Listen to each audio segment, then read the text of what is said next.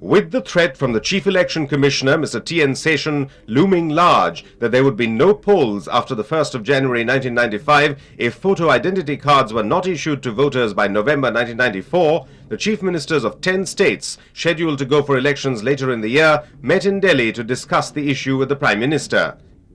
Last Monday's conference, which was also attended by Mr. Seshan, underlined the acceptance by all the chief ministers present to agree in principle to the idea of a photo identity card, though some of them contested the time-bound nature of the exercise and the sheer logistical impossibility of covering the entire population in their respective states within the next 16 weeks. The order was issued on the 28th August 1993, providing not 6 weeks, but 16 months. 16 months, if you sleep for 14 months and then come and tell me I have only 6 weeks. I ask you, don't sleep so long or sleep so deep. Wake up in time. The ID card may be here to stay, but in some states where this exercise has been implemented, citizens have protested that the method of photographing was comparable to mugshots taken of common criminals. Certain members of the society, like burqa-clad women, also object to being photographed per se. And critics point out to the dry run in Gujarat polling centres where no more than 25% of the people had come forward to be photographed in spite of widespread publicity. But the Chief Election Commissioner is dismissive of these objections. I have already told everybody, A, have a woman cameraman if you want a woman cameraman. B, have a woman polling officer if the woman says, I won't show my face to a man.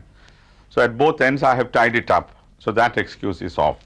And as for Gujarat saying only 20-25% turned up after extensive publicity, the claim of extensive publicity is undiluted garbage.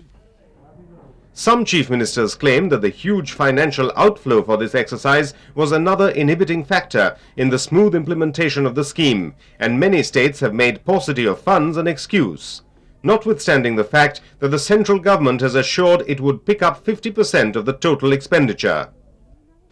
The concept of a photo identity card is seen by the Election Commission as an instrument against electoral malpractice and a deterrent against bogus voting and impersonation. These complaints have often been made during the elections in the past by all political parties, and the Chief Election Commissioner in his campaign to clean the electoral system of these aberrations put photo identity of the voters high on his agenda. The identity card for elections is vitally important to prevent impersonation. If you say that there are a 100-point index wrong with Indian elections, about 15 to 20% of it is impersonation. Large percentage of it. If there is still controversy surrounding the issue of the photo identity card, it now is linked solely to the deadline set by the Election Commission.